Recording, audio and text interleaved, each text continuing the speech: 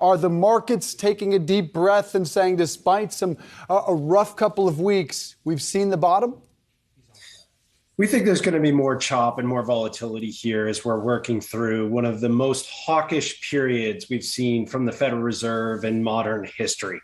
So we're going to have 350 basis point rate hikes. At least that's what the FOMC minutes are likely saying, and also the Fed Fund futures are pricing in right now. But we actually think they're going to pause after that, doing QT and more rate hikes. That's probably going to be enough, but the bond market is pricing in more rate hikes today. We think that's going to keep equities volatile until we get through these summer months, and then we could potentially see further upside.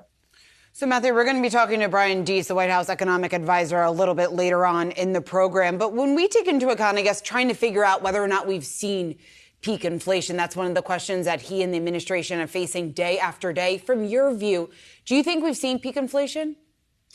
We do believe that on a year-over-year basis, we saw the peak earlier this year around February, and the comps are going to be high. I mean, we're lapping now really high inflation. This is reopening 1.0 was this time last year. And that was after all that stimulus that we had and, really the coming back of the economy. And so the comps are going to be the reason why we see actually inflation decelerate on a year-over-year basis, but it's still firm on a month-over-month basis. Energy prices are still elevated. So that headline number is still going to be tough to bring down materially. But we do think the worst is behind us at this point. Matthew, what do you make of the president today meeting with the Fed chair? Is this just optics, or is there more to it?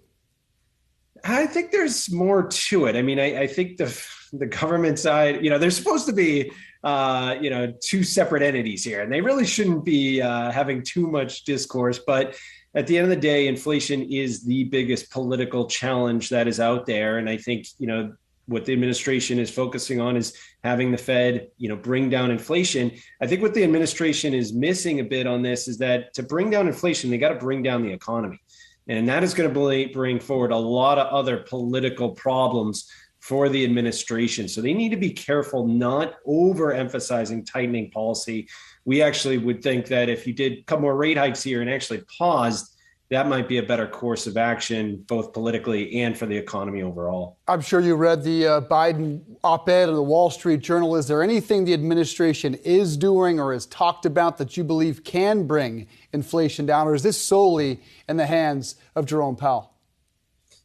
It's going to be tough at this point, but I think you can do incremental policy to help, for example, the energy sector and gas, prices come down modestly. I mean, I think you got to think about energy and power resources more broadly, holistically, and thinking about how to support those industries to make sure that we're not overly reliant on certain places or things in terms of the energy market. So it's not something easy to do overnight. But it's things that if you put forward a plan on the energy side, you could see the markets reprice that. And that would be really beneficial and helpful in a time where there's a lot of uncertainty of where we're going to get energy from.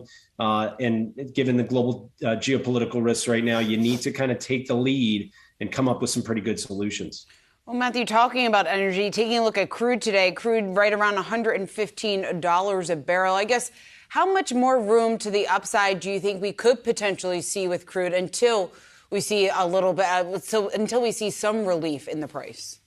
Well, it's been an amazing day in the oil market. I mean, everyone is just totally focused on the oil market, and I think it's rightfully so. I mean, it's driving global markets, and I think 125 at the high that we already reached hopefully can be kind of another ceiling, a double top ideally. But if oil prices keep going up, that means the Fed's going to be tighter. And that means it's more likely to be a hard landing versus soft landing. And that drives inflation. And so even today, you saw a headline, early this morning, oil was up about 3%, 4%, and then it's actually come down to about flat relative to where it started, but it's still high. And really, it's just, even a rumor of greater production from OPEC Plus or, other parts of the world that have excess capacity. And that's what we need. We need greater production globally of oil to help manage the skyrocketing prices. And if you get any news of that, I think that's going to be really beneficial and hopefully put a bit of a ceiling here on oil prices. But is there anything that comes close to counteracting Europe halting 90% of crude imports from Russia by year's end?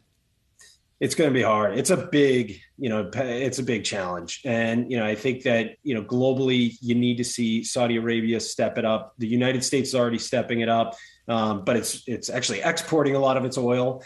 So that's not really helping. The U.S. is a major consumer. But yeah, you need to see a lot of other parts of the world increase production. And then, demand wise, we've already had demand not really come back as quickly. China was in lockdowns and the price never even backed off at all with China lockdown. So I think you've got this recipe for a tight oil market, one that really would love to see some relief on the production side, the supply side, and any, kind of de-escalation on the Russia-Ukraine news would be certainly a welcome development. And then that would also, of course, help the oil price, oil prices take off some of those run that it's seen recently. Matthew, you mentioned earlier that you're expecting volatility to continue at least over the next couple of months. So far this year, we had the Dow off just around 9%, S&P off around 13%. People who are looking to put money to work, should they be putting money to work right now, and where?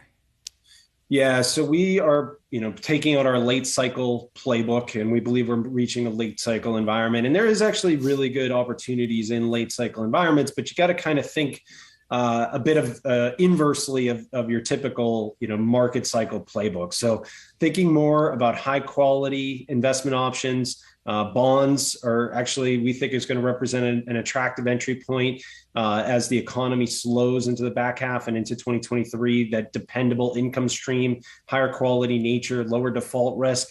And then also in the U.S. equity market, high quality stocks have been really underperforming. They usually like a slower growth environment, and we think we're going to be actually seeing that in the back half. And we like that the valuations have come in beforehand. So look for good quality bonds with, we're looking at 3 to 4% in yields. Just get that income, sit there and wait out some of that volatility, and then look for some opportunities in the equity market that have gone on sale, good quality businesses, good balance sheets. Those can help a portfolio as well.